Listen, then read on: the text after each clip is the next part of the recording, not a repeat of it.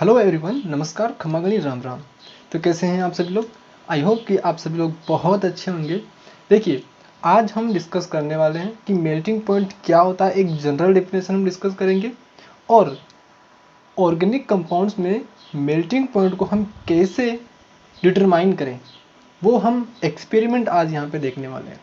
Alright, देखिए, सबसे पहले बात आती है कि melting point. Alright, melting point होता क्या है? ऑलराइट, देखिए, किसी भी मैटर की तीन अवस्थाएं होती है: सॉलिड, लिक्विड और गैस। ऑलराइट, सॉलिड से लिक्विड में जब कन्वर्जन होता है किसी भी मैटर का, तो हम उसको क्या देते हैं? हीट देते हैं कि नहीं देते हैं? उसको हम तापमान देते हैं, हीट देते हैं, तब जाकर के वो सॉलिड से लिक्विड में कन्वर्ट होगा कि नहीं होगा? तो जब भी कोई मैटर सॉलिड से लिक्विड में कन्वर्ट हो रहा हो, तो उसको कुछ ना कुछ हीट तो अपने को देनी ही पड़ेगी। और वो पॉइंट जहाँ पर सॉलिड लिक्विड में कन्वर्ट हो रहा है, उसी को हम क्या बोलेंगे? उसी पॉइंट की हीट को हम क्या बोलेंगे? मेल्टिंग पॉइंट बोलेंगे। Point of temperature at which solid change into liquid, this point is called melting point. है कि नहीं? जैसे कि वाटर है, आइस क्या है? सॉलिड स्टेट होती है वाटर की, और यहाँ पे हमारा लिक्विड होता है कि नहीं होता? तो आइस जो है वो at the 0 degree centigrade temperature पे किस में कन्वर्ट होने लग जाती है? लिक्विड में कन्वर्ट होने लग जाती है। तो यहाँ पर वाटर का मेल्टिंग पॉइंट क्या हो गया? 0 डिग्री। हुआ कि नहीं हुआ? 0 डिग्री सेंटीग्रेड क्या हो गया? वाटर का मेल्टिंग पॉइंट हो गया, है ना? तो यह है मेल्टिंग पॉइंट की एक सिंपल सी डेफिनेशन जो आप सभी को आती होंगी। उसके बाद हम बात करते हैं कि मेल्टिंग पॉइंट को हम किसी भी कंपाउंड में, ऑर्गेनिक कंपाउंड में कैसे डिटरमाइन करें। ऑलराइट, देखिए, एसेंशियल मटेरियल्स क्या क्या चाहिए, यानी कि जो आवश्यक सामग्री है वो क्या क्या होनी चाहिए हमारे को इस एक्सपेरिमेंट के अंदर। तो सबसे पहला आता है कि कैपिलरी ट्यूब हमारे पास होनी चाहिए। कैपिलरी ट्यूब क्या होती है? एक जो ग्लास की रोड होती है और जो बहुत ही थिन होती है, और जिसमें क्या होते हैं, इसके जो दोनों एंड होते हैं, स्टार्टिंग एंड और एंडिंग एंड, ठीक है, दोनों ही क्या होते हैं? ओपन होता है। क्या होते हैं? ओपन होती है दोनों ही एंड्स, जो कि आप यहाँ पे स्ट्रक्चर में देख पा रहे होंगे। ये क्या होती है? हमारी कैपिलरी ट्यूब होती है। इस वाले स्टार्टिंग वाले एंड पे भी क्या होगा? ये ओपन होगा, और एंड वाले एंड पे भी क्या होगी? ये ओपन रहेगी, क्लोज्ड नहीं रहेगी। ओके, तो पहली चीज अपने को कैपिलरी ट्यूब चाहिए। दूसरी चीज अपने को थर्मामीटर चाहिए। थियर्स ट्यूब अपने को चाहिए। इसकी स्ट्रक्चर आप यहाँ पे देख पा रहे होंगे। अब जो थियर्स ट्यूब है, इसकी स्ट्रक्चर ऐसी क्यों बनाई गई है, क्या रीज़न है, और हम थियर्स ट्यूब ही को काम में ले रहे हैं, उसका रीज़न भी हम आगे डिस्कस कर लेंगे। ऑलराइट, फोर्थ है इसका बर्नर अपने को चाहिए, क्लैंप स्टैंड चाहिए। ये रहा आपका क्लैंप स्टैंड। ऑर्गेनिक कंपाउंड, जिस भी कंपाउंड का हम मेल्टिंग पॉइंट डिस्कस करने वाले हैं, निकालने वाले हैं, वो ऑर्गेनिक कंपाउंड चाहिए। साथ में लिक्विड पैराफिन अपने को चाहिए। क्या चाहिए? Liquid paraffin. ऑलराइट, तो ये है आपकी सामग्री जो कि आपको ज़रूरत पड़ेगी एक्सपेरिमेंट के दौरान। उसके बाद हम नेक्स्ट चलते हैं। तो यहाँ पर लिक्विड पैराफिन का यूज़ हम क्यों कर रहे हैं? पहली चीज़ उसका क्या होता है? बॉइलिंग पॉइंट जो होता है वो बहुत ज़्यादा होता है बेटा। क्या होता है? बहुत ज़्यादा होता है। अभी सिर्फ इनको रीड कर लो, स्ट्रक्चर वगैरह देख लो, बाकी हम क्यों यूज़ कर रहे हैं उसको हम आगे डिस्कस कर लेंगे, ठीक है? बॉइलिंग पॉइंट बहुत ज़्यादा होता है, लो स्पेसिफिक हीट होती है जिसकी वजह से इसका बॉइलिंग पॉइंट काफ़ी बढ़ जाता है, और नॉन फ्लेमेबल होता है, यानी कि जल्दी से क्या होता है? ये फ्लेमेबल नहीं हो पाता है। इसका जो मोलिकुलर फॉर्मूला है वो है C15H11ClO7। ये है आपका इसका स्ट्रक्चर, किसका? लिक्विड पैराफिन का स्ट्रक्चर। ऑलराइट, अब जो लिक्विड पैराफिन है उसके प्लेसेस पे हम कुछ और भी क्या यूज़ कर सकते हैं? लिक्विड बिल्कुल कर सकते हैं, जैसे कि हम ऑयल यूज़ कर सकते हैं, फ्रेश सल्फ्यूरिक एसिड हम यूज़ कर सकते हैं, क्योंकि इनके टेम्परेचर भी बहुत ज़्यादा हाई होते हैं। तो जो भी लिक्विड जिसका टेम्परेचर बहुत ज़्यादा हाई होगा, बॉइलिंग पॉइंट, ठीक है, ये सभी क्या है? बॉइलिंग पॉइंट है। ये भी इसका बॉइलिंग पॉइंट है, ये भी इसका बॉइलिंग पॉइंट है। तो जिसका बॉइलिंग पॉइंट, जिस लिक्विड का बॉइलिंग पॉइंट बहुत ज़्यादा हाई होगा, हम उसको यहाँ पर यूज़ कर सकते हैं। ऐसे ही हम सिलिकॉन ऑयल को भी यूज़ कर सकते हैं, क्योंकि इसका भी टेम्परेचर जो है वो बहुत ज़्यादा हाई होता है। ऑलराइट, तो अभी तो ये हो गया कि हम ये जो लिक्विड यूज़ कर रहे हैं, क्यों यूज़ कर रहे हैं, क्योंकि इनका टेम्परेचर बहुत ज़्यादा हाई होता है। अब टेम्परेचर हाई होने से अपने को क्या फ़ायदा मिलेगा वो भी हम डिस्कस करेंगे। देखिए, इसका जो प्रोसीजर होता है उसमें क्या होता है कि सबसे पहले जो है हम हमारा जो कंपाउंड है उसको क्या कर लेंगे बेटा, क्रश कर लेंगे, यानी कि पाउडर फॉर्म में उसको ले आएंगे, है ना। पाउडर फॉर्म में उसको क्या कन्वर्ट कर लेंगे। जब उसको पाउडर फॉर्म में हम कन्वर्ट कर लेंगे, ये हमारा क्या हो गया, पाउडर फॉर्म कंपाउंड हो गया। ठीक है, अब इसको हम क्या करेंगे, हमारी जो कैपिलरी ट्यूब है इसके अंदर क्या कर लेंगे, फिल कर लेंगे।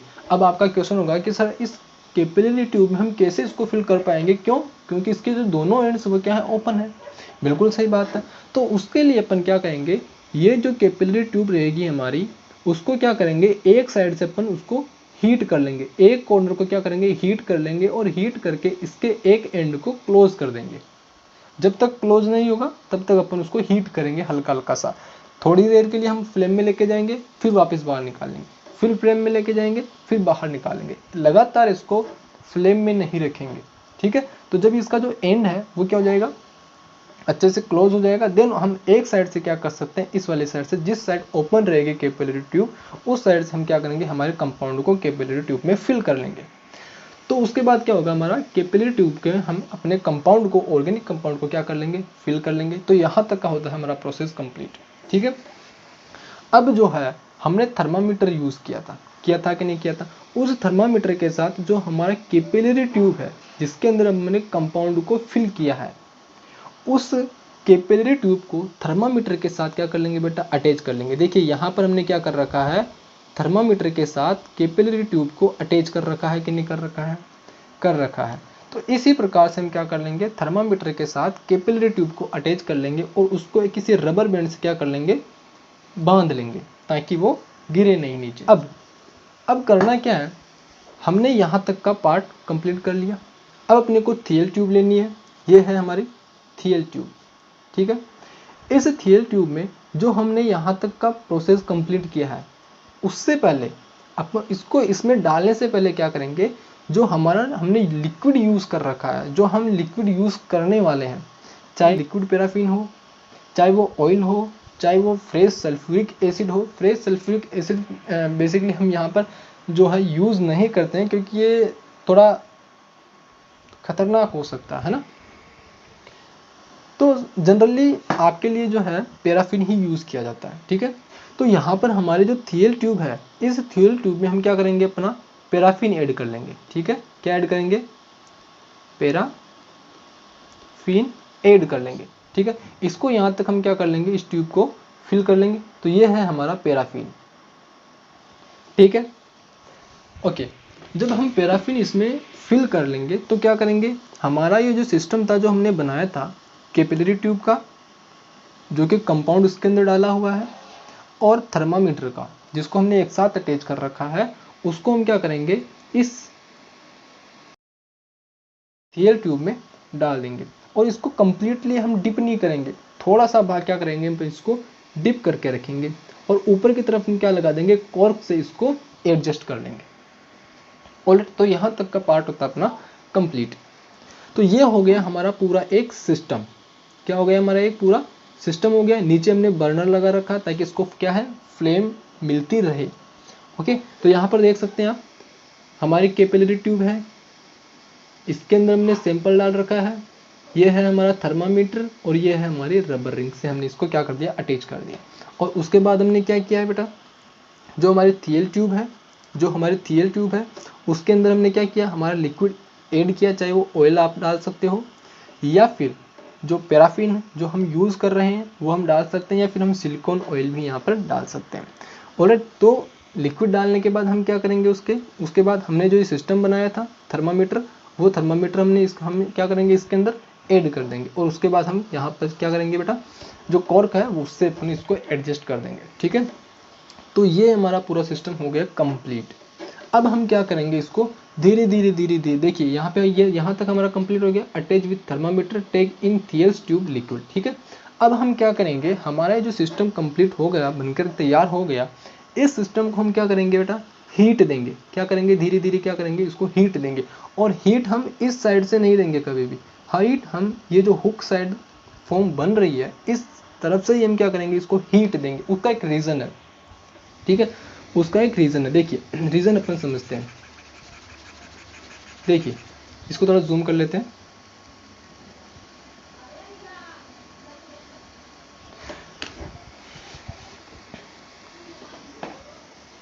देखो देखो जब हम इस थियर ट्यूब को इस ओर से हीट करेंगे, ठीक है, यहाँ पर पूरे में क्या है हमारे पास, हमारा लिक्विड है।